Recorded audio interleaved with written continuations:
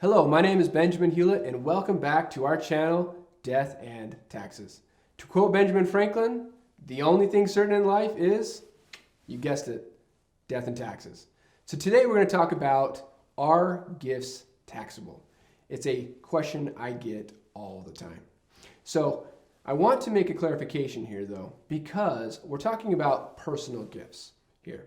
Now with businesses, you can take a business deduction for a gift of $25. And if a person receives that, it is not deductible typically. So we're not talking about that here. We're talking about personal gifts. Typically this is gifts maybe coming from a parent. So the rule is that there is an exclusion, and that exclusion changes typically every year. And in 2018, it's $15,000. So people always ask, so what if I give more than $16,000? Well, more than $15,000. Let's say I get 16. What happens then? So that's no big deal. It still typically is not taxable. So I can receive, and the person that receives the gift never has to pay the tax. Okay? It's only the person that's giving the gift that ever has to worry about the tax. So if you're receiving a gift, or let's say you're receiving an inheritance, it's not taxable to you. It would be taxable to the person that is giving the gift. So again, that $15,000 exclusion is the key point here, because you don't have to do anything if you receive $15,000 or less.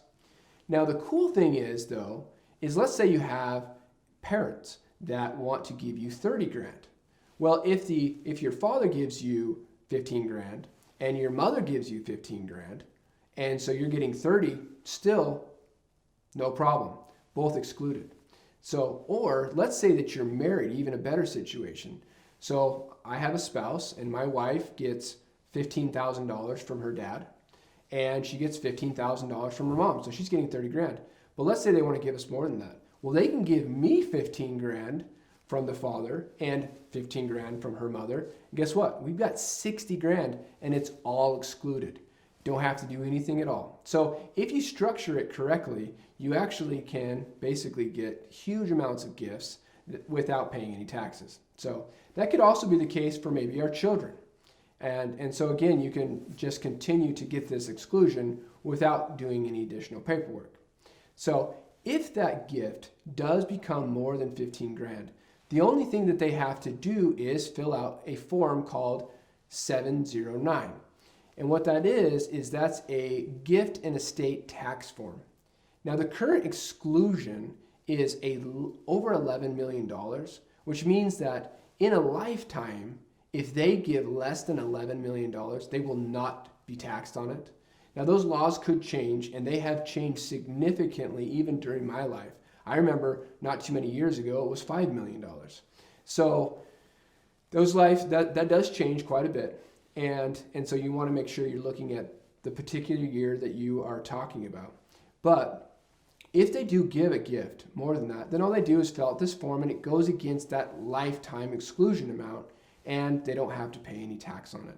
So again, are gifts taxable? Almost never.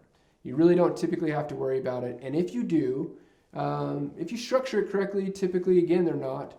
But just make sure you fill out that form 709. It's only for the person that's giving the gift, and you won't have any issues with the IRS. Thanks for watching this video on gifts. Again, give us a like, subscribe. Thank you again for watching Death and Taxes. See you on the next video.